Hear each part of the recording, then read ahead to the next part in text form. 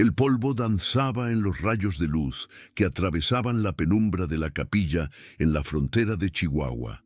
Cada partícula era un testimonio silencioso de la humillación que se desataba. Isabela permanecía de pie ante el altar, una estatua de la vergüenza vestida de blanco. Su vestido, bordado durante meses con sueños y expectativas, ahora se sentía como un pesado sudario, sofocándola bajo el peso del abandono. El silencio que siguió a la noticia, "No vendrá", fue más cruel que cualquier grito. Era un silencio denso, lleno de los murmullos venenosos de la élite local, la mirada dura de su padre, que veía desmoronarse el honor familiar como adobe seco, y el abanico tembloroso de su madre, que ocultaba un rostro que no ofrecía consuelo, solo el reflejo de su propio fracaso social.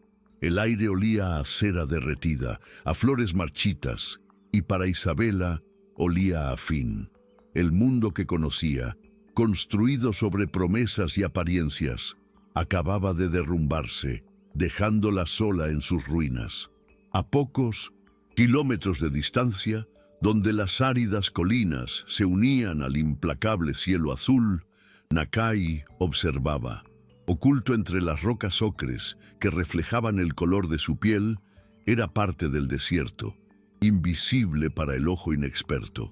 El asentamiento mexicano era una herida en el paisaje que llamaba hogar, pero hoy su atención se centraba en la conmoción distante alrededor de la pequeña casa de culto.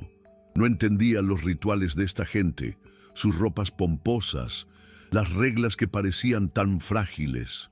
Comprendía, con una claridad que le dolía en el alma, era la soledad. La figura inmóvil de la mujer de blanco, incluso desde la distancia, exudaba una desolación que resonaba en su propio pecho.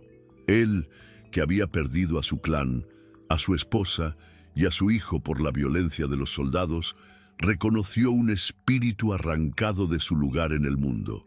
En aquella novia abandonada no vio la desgracia de un enemigo, sino el reflejo de su propia pérdida y, peligrosamente, la semilla de una esperanza, la de reconstruir una familia, de encontrar otra alma a la deriva para la que poder ser puerto. Las siguientes horas se disolvieron en un estupor febril para Isabela. No recuerda haber decidido dejar atrás la ciudad. Sus piernas simplemente la alejaron del epicentro de su vergüenza. Impulsada por una fuerza ciega, caminó hacia el desierto, el terreno irregular, rasgando las delicadas suelas de sus zapatos de novia. Cada paso era un castigo. Las espinas de cactus se aferraban al encaje de su vestido como dedos esqueléticos, y el sol del mediodía caía sobre su cabeza desnuda con una furia despiadada. El dolor físico era un ruido bienvenido, ahogando el sonido de risas y susurros en su mente. En un gesto de furia impotente se arrancó el velo de la cabeza. La fina mantilla de seda ondeó un instante antes de ser tragada por el polvo. Allí, con el rostro surcado de lágrimas y sudor, ya no era la hija de un hombre honorable ni la novia de un capitán. No era nada, una insignificante mota blanca en la inmensidad ocre, esperando a que el desierto la consumiera. Nakai la siguió como una sombra. Conocía cada barranco, cada formación rocosa, cada rastro animal que podía llevarla a una muerte rápida o lenta.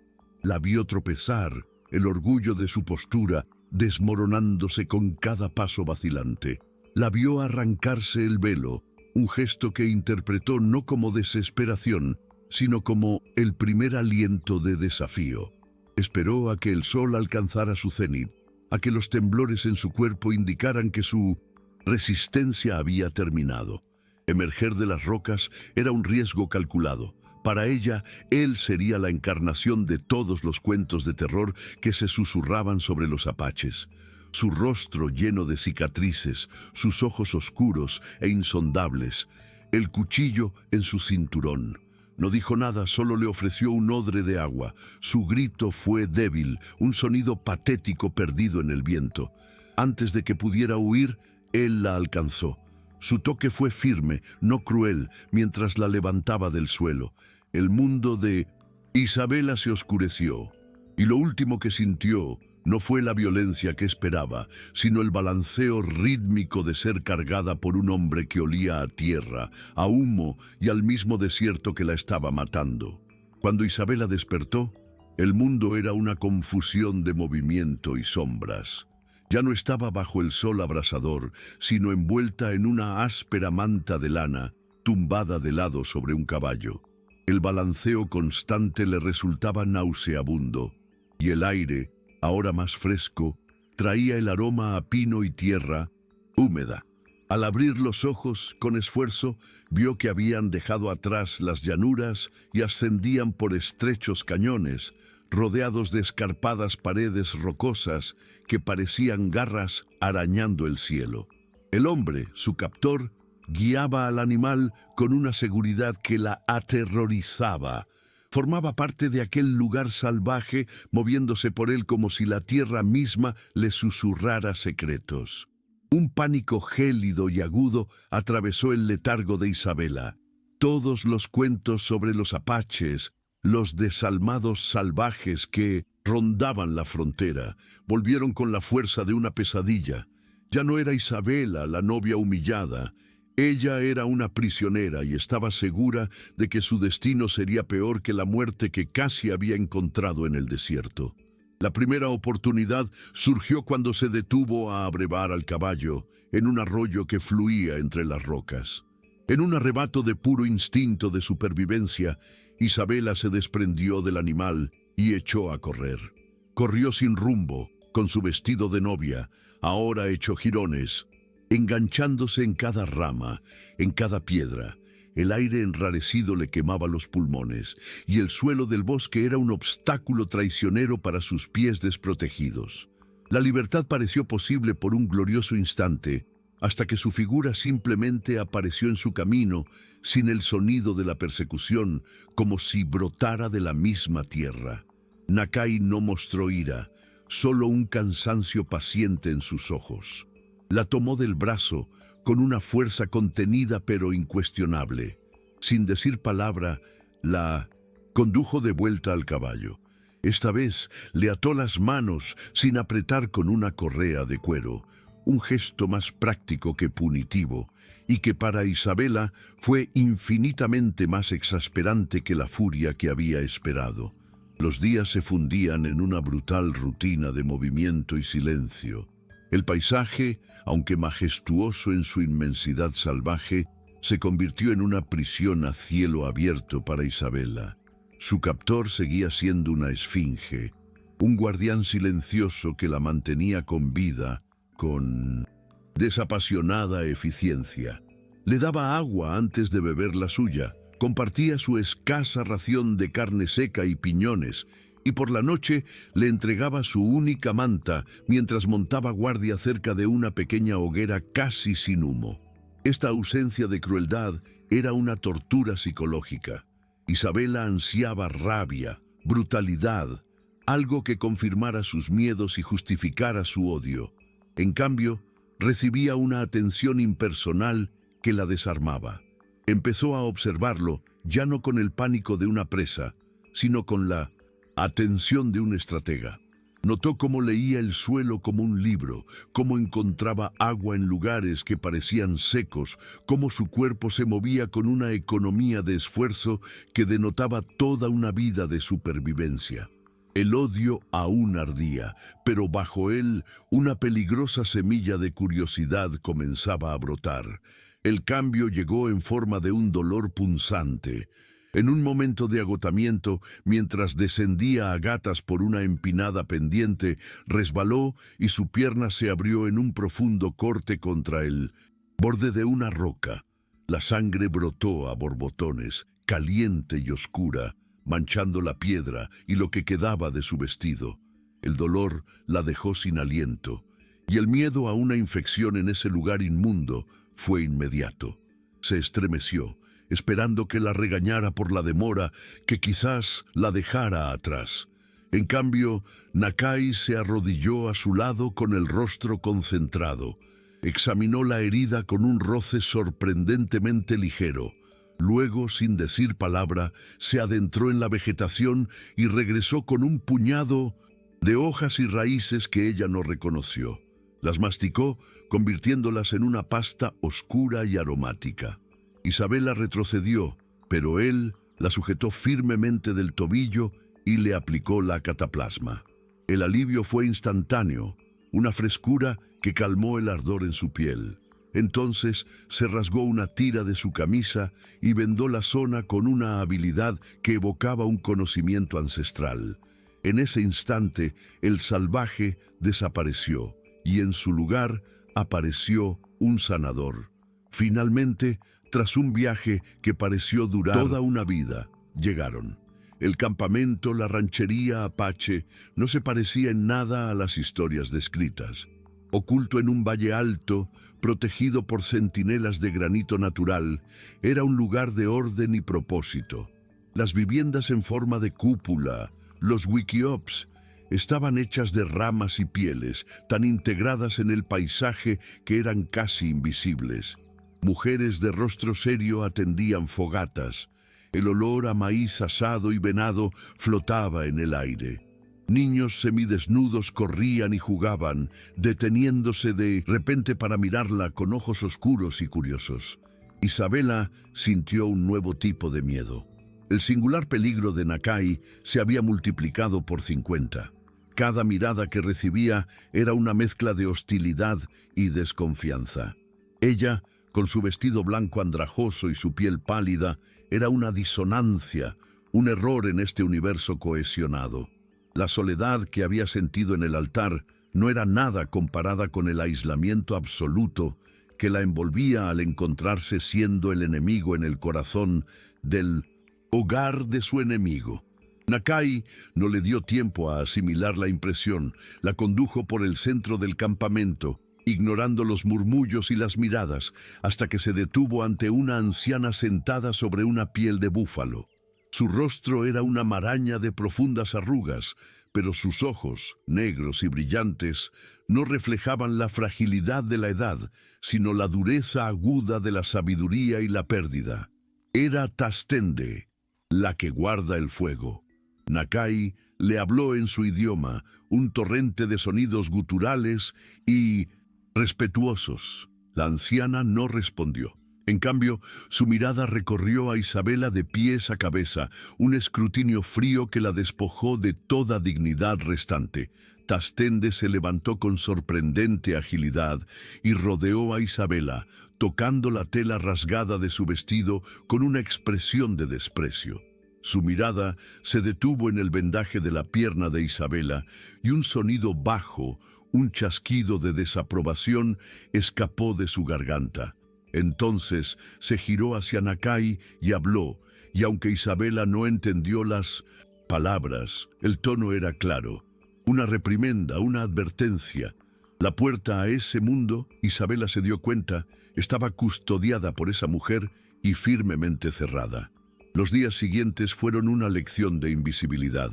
A Isabela le dieron un lugar para dormir, una piel de animal en un rincón apartado, y le entregaron una ración de comida sin decir palabra ni mirarla. Para el resto de la tribu, ella no existía. Las mujeres le dieron la espalda cuando se acercó, las conversaciones cesaron, y los niños que antes la habían mirado con curiosidad, ahora fueron ahuyentados con un tirón del brazo y un susurro de regaño. El aislamiento era un muro de hielo, más impenetrable que cualquier montaña. Sin embargo, algo dentro de Isabela, un núcleo de terquedad forjado en la humillación pública y el miedo al desierto, se negaba a romperse. Observó. Vio las manos de las mujeres siempre ocupadas, moliendo grano, preparando pieles, acarreando agua. Y entonces, sin pedir permiso, comenzó a trabajar. Recogió leña caída y la apiló cerca de las hogueras. Llenó ollas de barro vacías con el arroyo y las dejó a la entrada del campamento. Eran tareas anónimas e insignificantes, pero en cada gesto había una declaración silenciosa. No sería una carga inútil. El primer hilo de hielo se derritió en una tarde polvorienta, bajo la atenta mirada de una serpiente de cascabel. Un niño pequeño, fascinado por un escarabajo colorido, se alejó de su madre y se tambaleó peligrosamente cerca de un montón de rocas donde la serpiente descansaba, su cascabel una advertencia mortal, pero silenciosa. Isabela, recogiendo hierba a unos metros de distancia, fue la única que lo notó. Su instinto, afinado por semanas de alerta constante, superó su miedo. No hubo ningún grito. En cambio, actuó con una precisión nacida de la observación de Nakai. Agarró una rama pesada y la arrojó con fuerza al suelo, a varios metros del niño. El fuerte crujido y el impacto hicieron que la serpiente de cascabel retrocediera y se deslizara hacia la seguridad de las rocas. La madre del niño corrió hacia adelante, abrazando a su hijo con fuerza. Miró a Isabela, el pánico aún en sus ojos, pero debajo de él la hostilidad se había desvanecido. En su lugar había conmoción y confusión reticente. No hubo gracias, pero por primera vez Isabela no fue vista como una enemiga, sino como algo a lo que aún no podía nombrar. Esa noche, la rutina del aislamiento se rompió. Una de las mujeres, la madre de la niña que Isabela había salvado, se acercó a ella. Sin decir palabra, solo con un gesto de la cabeza, le indicó que la siguiera. El sendero la condujo al centro del campamento, a la morada de Tastende. Dentro del wickiup, el aire estaba impregnado de un aroma a hierbas secas y humo. La anciana matriarca estaba sentada y a su lado de pie como un centinela estaba Nakai. Tastende señaló un punto en el suelo e Isabela obedeció. El silencio que siguió fue denso, una prueba de fuego. Finalmente, la anciana habló en su idioma y por primera vez Nakai tradujo. Sus palabras no eran un elogio. Tus manos eran suaves, transmitió. No conocías la sed ni el trabajo, pero hoy no gritaste, actuaste. Entonces Tastende le acercó un tazón de estofado de maíz y conejo. No fue un acto de afecto, sino de reconocimiento. Luego le entregó un mortero de piedra y un puñado de raíces secas, enseñándole con las manos cómo molerlas. La lección había comenzado. La casa de Tastende, el aire nocturno, Isabela, le pareció más ligero. Nakai caminaba a su lado. El silencio entre ellos se llenó de una nueva textura, ya no de hostilidad, sino de algo indefinido. Desde la perspectiva de Nakai, una oleada de alivio y un orgullo feroz lo invadió. La apuesta que había hecho, el riesgo que había corrido al traer un enemigo al corazón de su pueblo, comenzaba a justificarse. La esperanza abstracta de reconstruir una familia que lo había guiado desde el principio cobraba un rostro, una forma, una resiliencia que admiraba profundamente. La miró y ya no vio a la frágil mujer de la capilla, sino a la superviviente que había desafiado el desierto y que ahora se había ganado el respeto de Tastende con un acto de puro coraje. El instinto protector que sentía por ella se profundizaba, transformándose en una tierna admiración personal. Al llegar a su rincón, simplemente acomodó la piel que le servía de cama, un pequeño gesto de cariño que llevaba todo el peso de su aprobación tácita. A lo lejos, en una polvorienta cantina de un pueblo fronterizo, el capitán Morales ahogaba su honor manchado en tequila barato. La humillación de su matrimonio abandonado se había convertido en una obsesión gangrenosa. No se trataba del amor perdido por Isabela, se trataba de su nombre, del desprecio en la mirada de sus subordinados, de los chistes susurrados en los pasillos del cuartel. Él, un oficial condecorado del ejército mexicano, se había convertido en un tonto. Su desaparición tras el incidente fue la mayor afrenta, privándolo incluso de la oportunidad de castigarla por su existencia. Impulsado por el orgullo herido y una rabia impotente, buscó cualquier pista sobre su paradero con metódica crueldad. Interrogó a campesinos, quemó chozas que sospechaba albergaban fugitivos y ofreció recompensas por cualquier información sobre una dama de la alta sociedad, posiblemente cautiva de los salvajes. Para Morales, encontrar a Isabela no era cuestión de rescatarla, sino de recuperar propiedades y silenciar la vergüenza con violencia. Mientras la ira de Morales se extendía por las tierras bajas, una frágil paz se instaló en lo alto de la sierra. Bajo la severa tutela de Tastende, las manos de Isabela aprendieron el trabajo de la tribu. Ya no era una forastera inútil, sino una aprendiz que sabía qué raíz aliviaba la fiebre y cómo moler maíz hasta obtener la textura adecuada. Nakai, en raras ocasiones, la sacaba del campamento para recolectar plantas, enseñándole a leer las señales de la naturaleza. Fue en una de estas salidas, en una cresta que ofrecía una vista panorámica del desierto de abajo, que el pasado la encontró. Una columna de polvo se movía en el horizonte, lenta y deliberada. Eran soldados, y frente a ellos, montados en un semental negro que conocía demasiado bien, cabalgaba un oficial. Un escalofrío recorrió la columna de Isabela, un terror antiguo y visceral.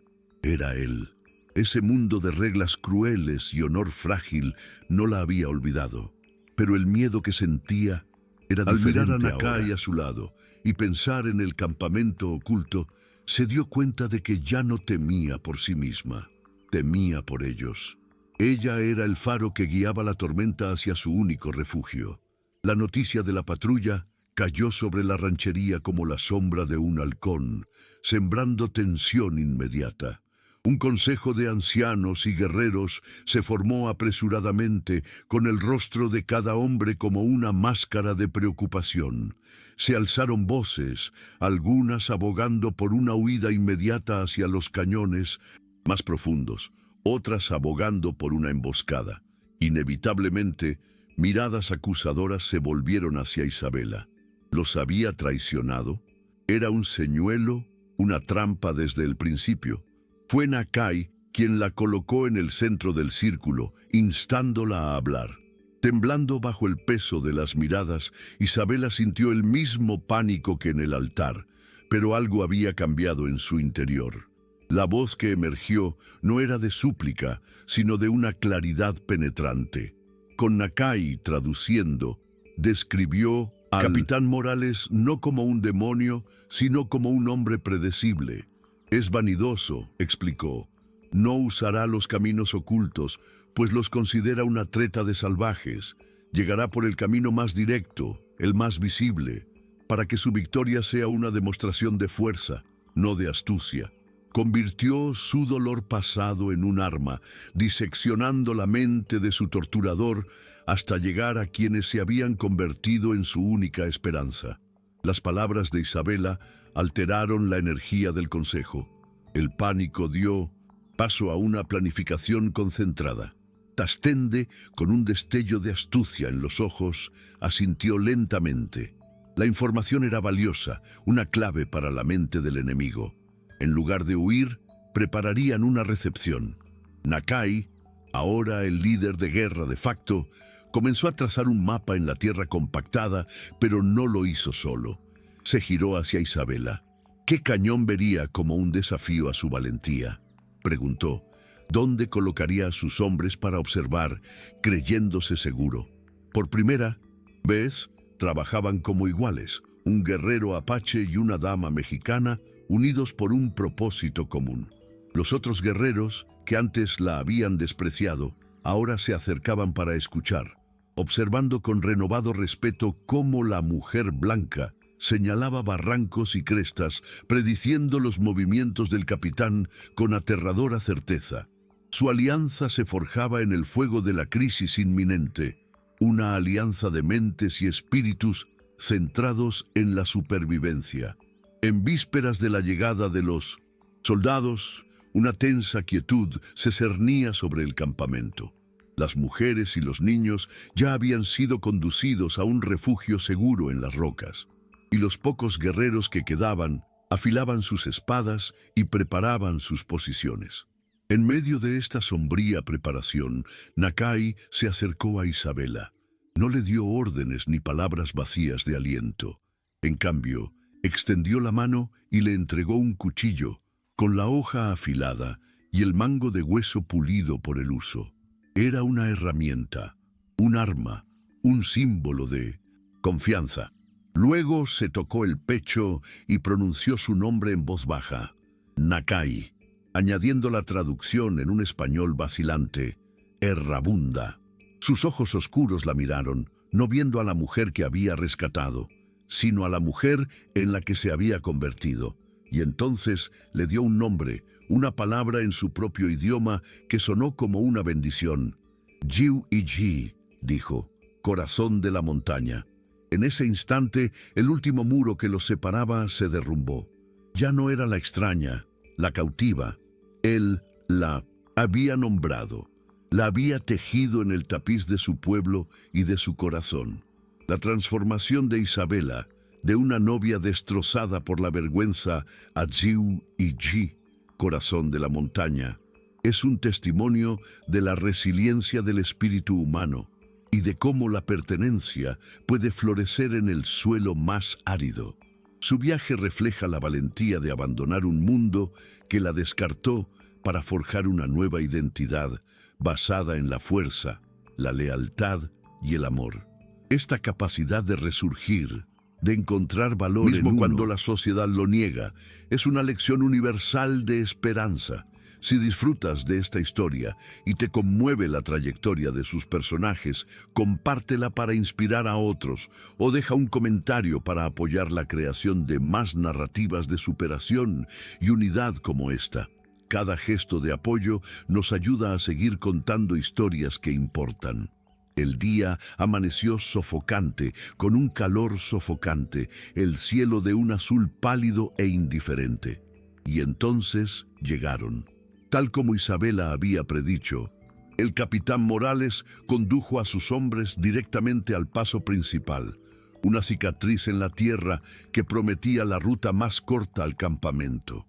La arrogancia era evidente en su postura, en su forma de cabalgar con la barbilla en alto, desdeñoso del paisaje que debería haber temido. Vio el silencio y la aparente ausencia de centinelas no como una señal de peligro, sino como la prueba irrefutable de que el coraje de los salvajes se había disuelto ante la reputación de su batallón. Uno de sus tenientes, un hombre más experimentado en estas tierras traicioneras, sugirió cautela, pero Morales lo silenció con una mirada de desprecio. El honor para él no se restauraría con cautela, sino con una abrumadora demostración de poder. Imaginó el momento en que sacaría a Isabela de su escondite con el triunfo borrando para siempre la mancha de su nombre, sin darse cuenta de que cada paso de su caballo lo hundía más en la trampa tejida por su propio orgullo. Mientras la retaguardia de las tropas pasaba por el punto más estrecho del cañón, el grito de un halcón resonó en las paredes de piedra. Era la señal de Nakai. Casi al instante se desató el infierno sobre los soldados. Las flechas silbaban desde las grietas de las rocas, dando en el blanco con una precisión mortal. Luego vinieron las piedras. Grandes rocas colocadas durante días fueron derribadas, bloqueando la entrada y la salida del cañón, transformando el paso en una tumba. Lo que había sido una disciplinada columna militar se disolvió en un pandemonio de hombres que gritaban y caballos encabritados en pánico. Los guerreros apaches, moviéndose como espíritus entre las rocas, cargaron y se retiraron, usando el terreno como su mayor arma. La batalla no era una pelea justa, era la ejecución de un plan. Escondida con Tastende y los demás en una cueva segura, Isabela escuchó la aterradora sinfonía de la batalla. Cada disparo, cada grito era una tortura. Ella aferró el cuchillo que Nakai le había dado, con el Chisu Sinda. corazón golpeando contra sus costillas, rezando no solo por la victoria, sino por la supervivencia del hombre que la había llamado el corazón de la montaña. A medida que el polvo del desprendimiento de rocas comenzaba a asentarse, el silencio que siguió fue interrumpido por un rugido de pura furia. El capitán Morales se puso de pie, con su impecable uniforme ahora rasgado y cubierto de polvo, un corte sangrante en la frente. Estaba desmontado, sus hombres muertos o moribundos a su alrededor, su honor no solo manchado, sino aniquilado. La humillación se convirtió en locura asesina. Divisó a Nakai en una cornisa rocosa, coordinando a sus guerreros, y la visión del líder apache lo consumió. Abandonando toda pretensión de táctica militar, Morales sacó su pistola y sable y comenzó a escalar las rocas hacia Nakai, impulsado por un odio absoluto y personal. Algunos de sus hombres aún vivos, inspirados por su rabia suicida, lo siguieron. La batalla dejó de ser una emboscada y se convirtió en un duelo brutal, una confrontación directa por el control de la montaña y las vidas de todos los que se refugiaban allí. Desde su escondite, Isabela observaba la escena con el corazón helado de terror. Vio a Nakai obligado a defenderse de 2 soldados mientras Morales trepaba implacablemente, listo para el golpe final. Los demás guerreros apaches libraban sus propias luchas a vida o muerte. Nakai estaba sola en esta confrontación. La impotencia la sofocó por un instante, pero fue reemplazada por una claridad gélida. No era una guerrera, pero Tastende y Nakai le habían enseñado a ver la montaña como una aliada. Sus manos, antes solo conocidas para bordar, ahora se movían con una rapidez instintiva. Agarró un manojo de hierbas específicas, una planta que Tastende le había enseñado a reconocer por su humo denso e irritante. Con un pedernal que llevaba, prendió fuego al manojo y en el preciso instante lo arrojó a una cornisa bajo el enfrentamiento. Una densa y acre nube de humo se elevó, envolviendo a los soldados en un velo blanco sofocante, cortándoles la línea de visión y ataque. Era la distracción que Nakai necesitaba. El humo era el aliado que Nakai necesitaba. Mientras los soldados tosían y lagrimeaban, ciegos y desorientados, él se movía. Para ellos era como luchar contra un fantasma que emergía de la niebla, atacaba y se desvanecía. En cuestión de segundos, los hombres que lo acorralaban cayeron y el caos de la batalla se calmó, concentrándose en un único punto de conflicto. El humo comenzó a disiparse, revelando las 2 figuras restantes en el centro de ese escenario mortal: Nakai y el capitán Morales. La lucha resultante fue una colisión de 2 mundos. Morales atacó con la fuerza bruta de la furia, su sable cortando el aire en amplios y desesperados arcos. Nakai, a su vez, era la encarnación de la montaña, fluido, resiliente, usando cada roca, cada centímetro de terreno irregular a su favor. No se enfrentó a la fuerza del capitán, agotando la furia de su oponente con una paciencia mortal. Fue una danza letal entre poder explosivo y resistencia implacable, y la montaña pareció contener la respiración esperando ver su desenlace. Con un movimiento rápido y preciso, Nakai desarmó al capitán. El sable voló y aterrizó con un sonido metálico a metros de distancia. Por un momento, la victoria pareció segura, pero Morales era un hombre moldeado por la traición. Cuando Nakai avanzó, sacando una pequeña pistola Derringer, escondida en su abrigo y disparando a quemarropa. La bala alcanzó a Nakai en el hombro, la fuerza del impacto lo lanzó hacia atrás, su grito de dolor resonó por el cañón. Morales, con una mueca de desprecio, se abalanzó sobre el cuchillo caído de Nakai para asestar el golpe final. Viendo la escena de cerca, Isabela actuó. El miedo dio paso a un instinto salvaje de protegerse. Ella no era una guerrera, pero era una superviviente. Agarrando un puñado de grava y arena del suelo, lo arrojó con todas sus fuerzas al rostro de Morales. El grito de dolor del capitán fue de sorpresa y agonía, sus ojos repentinamente cegados por el polvo. En ese momento de vulnerabilidad, Isabela dio un paso adelante y con el cuchillo que Nakai le había dado, golpeó. Fue un acto torpe, desesperado pero decisivo. No solo había salvado la vida del hombre que amaba, había elegido definitivamente su mundo, sellando su pasado con la sangre del hombre que lo personificaba. El sonido del cuerpo de Morales cayendo al polvo fue la gota que colmó el vaso de la batalla. El silencio que siguió fue más profundo y denso que cualquier ruido anterior. Lentamente, los demás guerreros apaches emergieron de sus puestos entre las rocas, con rostros que mezclaban agotamiento y triunfo cauteloso. Sus ojos recorrieron la escena final. Vieron el cuerpo del capitán enemigo, vieron a su líder, Nakai, herido, apoyado en una roca, y vieron a Isabela. Estaba de pie, con el pecho agitado, el cuchillo ensangrentado aún aferrado, en su mano temblorosa. En ese momento, ella no era la mujer blanca, la desconocida, la cautiva. Era una visión de furia y lealtad, la personificación de la montaña defendiéndose. Las miradas que la encontraron ya no albergaban ni un atisbo de desconfianza ni desprecio. Solo había un asombro mudo, un respeto crudo e innegable. Habían luchado como lobos para defender su hogar, pero en el momento decisivo fue el corazón de la montaña quien asestó el golpe final para proteger a su alfa. Con la ayuda de otro guerrero, Nakai se puso de pie, pero se negó a soltar la mano libre de Isabela, entrelazando sus dedos con los de ella con una fuerza posesiva.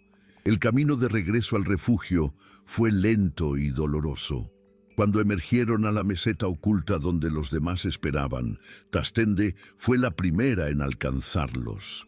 Su mirada penetrante evaluó al instante la herida de Nakai, pero su mirada se dirigió rápidamente a Isabela, a cómo sostenía su peso, a su rostro manchado de hollín y determinación. La matriarca se acercó, y con una dulzura que Isabela nunca había visto en ella, tomó el cuchillo de la mano temblorosa de la joven, liberándola del peso de aquella violencia. Entonces, Tastende levantó su mano arrugada y tocó la mejilla de Isabela. Un gesto de aprobación tan profundo que valía más que 1000 palabras de elogio. En un susurro casi llevado por el viento, la anciana repitió el nombre que selló su destino. Jiu Yi.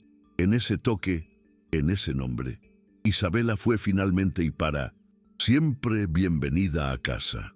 En los tranquilos días que siguieron, los roles se invirtieron por completo. Isabela, quien una vez había sido la paciente indefensa con la pierna herida, se convirtió en la sanadora. Bajo la mirada atenta y aprobadora de Tastende, ahora atendió la herida de Nakai. Sus manos, antes vacilantes, se movieron con renovada confianza, limpiando la herida, aplicando pastas de hierbas que ella misma había preparado y cambiando los vendajes. Nakai, inmovilizado y febril, se sometió a su cuidado con absoluta confianza, un acto de vulnerabilidad que fue la más profunda declaración de amor. En las sombras del Wikiup, su mundo se redujo a ese espacio de cuidado silencioso. No eran necesarias las palabras. Su amor se cimentó no en promesas susurradas, sino en el suave roce de sus manos en su hombro herido, en la mirada de gratitud y admiración que él le dio, y en la paz que finalmente se instaló en sus corazones, una calma ganada con fuego y hierro. A medida que la fuerza comenzaba a regresar al cuerpo de Nakai, las palabras finalmente brotaron. Sentado afuera de su casa, viendo cómo el sol teñía las montañas de naranja y púrpura, le contó sobre la familia que había perdido, no solo el dolor de la pérdida, sino los detalles, la sonrisa de su esposa, la primera palabra de su hijo.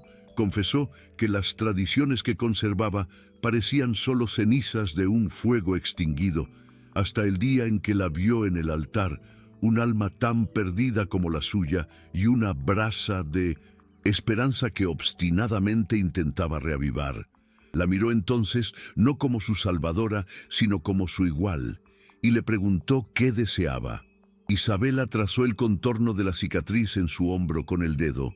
Habló de su antigua vida como una jaula dorada, segura y sofocante. «Ese mundo nunca me quiso de verdad», dijo en voz baja. «Solo empecé a vivir cuando tuve que luchar por mi vida. Esta montaña, que una vez fue mi prisión, ahora es mi hogar. Mi camino no terminó cuando me encontraste, Nakai. Fue allí donde comenzó. No había altar de piedra ni sacerdote con túnica. La ceremonia que unió a Isabela y Nakai fue tan natural como el amanecer sobre la montaña. Liderada por Tastende bajo la mirada de un roble centenario, toda la tribu se reunió no como espectadores, sino como testigos y participantes. En lugar de un vestido de seda, Isabela lució una suave y funcional túnica de piel de ciervo, en la que ella misma había bordado un pequeño patrón de flores del desierto, uniendo la destreza de su pasado con la materialidad de su presente. No intercambiaron anillos de oro, sino que compartieron un cuenco de maíz sagrado y bebieron del mismo odre, simbolizando compartir una misma vida.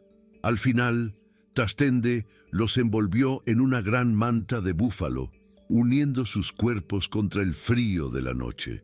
Envueltas en ese abrazo comunitario, junto al hombre cuya vida ahora estaba entrelazada con la suya, Isabela sintió una paz tan profunda y verdadera que el recuerdo de una capilla polvorienta y una novia humillada parecía pertenecer a otra persona, a otra vida. Las estaciones en la Sierra Madre transcurrían, cada una pintando las montañas con sus propios colores y desafíos.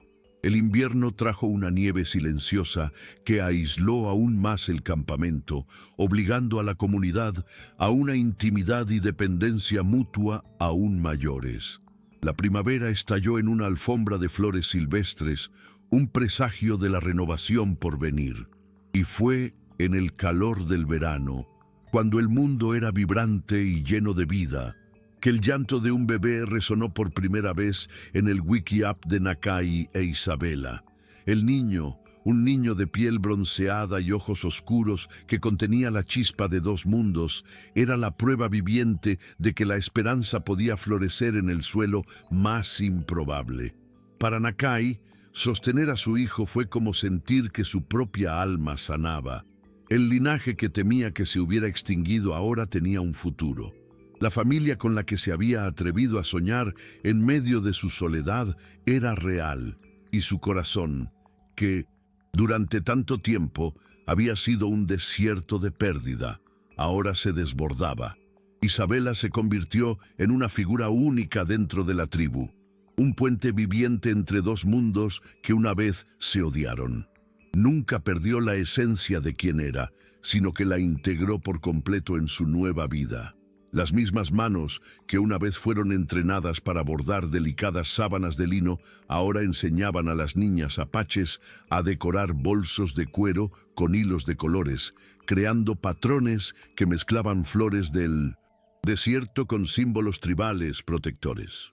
Bajo la tutela continua de Tastende, se convirtió en una curandera respetada, combinando el conocimiento de las hierbas de montaña con remedios de su infancia, encontrando a menudo soluciones que ninguna de las dos culturas conocía sola. Hablaba el idioma chiricahua con fluidez, su acento una melodía singular que era exclusivamente suya. Ya no era una extranjera, ni siquiera solo la esposa de Nakai. Era Jiu Chi, una mujer de la tribu, cuyo valor se medía por su sabiduría, su habilidad y la fuerza silenciosa que irradiaba. Nakai, a su vez, fue transformado por el amor y la paternidad. El guerrero solitario, atormentado por la pérdida, que vagaba por las montañas como un fantasma, dio paso a un líder cuya fuerza ahora era equiparable a su ternura. La dureza en sus ojos fue reemplazada por un destello de alegría al ver a su hijo dar sus primeros pasos vacilantes o ver la sonrisa de Isabela iluminada por el fuego. Seguía siendo el protector más feroz de su pueblo, pero ahora luchaba no solo por venganza o supervivencia, sino por un futuro que podía ver y tocar. Enseñó a su hijo las canciones antiguas, no como un deber solemne para evitar su muerte, sino como una celebración de la vida que continuaba. Sus mayores buscaban su consejo, y su liderazgo era seguido sin cuestionamientos por los más jóvenes, pues veían en él no solo a un gran guerrero, sino a un gran hombre, sanado y completo por la familia que se atrevió a forjar de la nada. La historia de la mujer blanca que se convirtió en corazón de la montaña y del guerrero que encontró a su alma gemela en un enemigo se convirtió en una leyenda susurrada alrededor de fogatas, un relato para inspirar a las generaciones futuras. La pequeña comunidad apache, fortalecida por la batalla que casi la destruyó y enriquecida por la unión de dos mundos, prosperó en su refugio en la montaña. La paz que disfrutaban era un tesoro frágil, ganado con sangre y coraje, una pequeña isla de cordura en un océano de conflicto. Los niños que crecieron allí, incluido el hijo de Nakai e Isabela, aprendieron desde pequeños una lección que el resto del mundo parecía haber olvidado, que la fuerza de un pueblo no reside en la pureza de su sangre ni en su odio al prójimo, sino en su capacidad de aceptar, aprender y construir una familia a partir de los pedazos que la vida les arroja. Su legado no fue una historia de guerra, sino la prueba viviente de que la empatía es el arma más poderosa de todas. Y así, en una tarde que parecía bañada en oro líquido, la familia que nunca debió haber sido vio la puesta de sol sobre la sierra. Nakai estaba sentado con la espalda contra una roca. Isabela se apoyaba cómodamente contra su pecho. Su hijo dormía plácidamente en su regazo. No había necesidad de palabras. El silencio entre ellos estaba lleno de completa comprensión, una paz que superaba todas las pruebas que habían enfrentado. El paisaje que se extendía ante ellos, una vez un símbolo de peligro y exilio, ahora era su reino, un santuario de belleza indómita. Las montañas que habían presenciado su dolor, su lucha y su sanación, ahora los abrazaban como sus hijos legítimos. En ese momento no eran apaches y mexicanos, guerreros y dama. Eran simplemente un hombre y una mujer que habían encontrado un hogar el uno en el otro, mirando hacia el horizonte de un futuro que habían construido para sí mismos. Años después, la leyenda viviente de Diu Yi había reescrito sutilmente algunas de las leyes más antiguas del pueblo Nakai. La aceptación de Isabela no fue un hecho aislado, sino el precedente que abrió el corazón de la tribu. Bajo la sombra del mismo roble donde una vez había sentenciado al extraño con su mirada, una anciana tastende, con los ojos ahora suaves, contó la historia de la batalla del Cañón a un círculo de niños. La mayoría de ellos eran apaches, pero entre ellos se sentaba un niño mexicano huérfano, rescatado de un rancho atacado por comanches y acogido en la comunidad sin dudarlo. La lección había sido aprendida.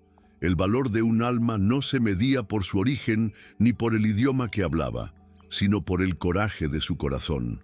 La prueba de ello estaba cerca, donde Isabela, riendo, le mostró a su propio hijo cómo encontrar la raíz comestible más dulce. Una mujer que había llegado como prisionera y se había convertido en la brújula moral de la comunidad. Su viaje sirve como un poderoso recordatorio de que la verdadera fuerza rara vez se asemeja a la tenacidad que el mundo admira. La resiliencia de Nakai no residía en su capacidad de lucha, sino en su capacidad de atreverse a volver a tener esperanza tras perderlo todo. La fuerza de Isabela no nació cuando tomó un cuchillo, sino en el momento en que eligió trabajar en silencio, preservando su dignidad cuando ya no le quedaba nada. Ambos se definieron por sus pérdidas, pero se negaron a ser prisioneros de ellas. Descubrieron que el hogar no es un pedazo de tierra que defender, sino un espacio sagrado que dos personas construyen juntas con los materiales del respeto, la confianza y una lealtad tan feroz como las montañas que los cobijaron. Su amor no conquistó el desierto, floreció en él, demostrando que la vida más exuberante a menudo brota de la tierra más árida. El viaje de Nakai e Isabela nos recuerda que los límites más difíciles de cruzar no son los que se encuentran en los mapas, sino los que construimos en nuestro corazón y mente. Nos enseñan que la vulnerabilidad no es una debilidad, sino el primer paso hacia una conexión genuina, y que la familia a menudo no es la que nos une al nacer, sino la que valientemente elegimos construir. Cada paso de su camino, de la humillación a la sanación, de la soledad a la unidad, reafirma una verdad universal. La esperanza es una fuerza de la naturaleza, y el amor, en su forma más pura, es el único poder capaz de transformar enemigos en almas gemelas y hacer del desierto un hogar. Les agradecemos por seguir esta historia hasta el final, por permitirse sentir y reflexionar con nosotros. Si este viaje te inspiró, suscríbete al canal para no perderte otras historias conmovedoras de superación. Comparte este video para que la fuerza de Isabela y la esperanza de Nakai lleguen a más corazones y ayuden a derribar más barreras. Y para que podamos sentir la fuerza de nuestra comunidad global, cuéntanos en los comentarios desde qué ciudad o país nos sigues. Tu participación es lo que da vida a este espacio y nos anima a seguir buscando historias que, como esta, demuestren que, sin importar de dónde vengamos, el amor es la única y verdadera patria que todos compartimos.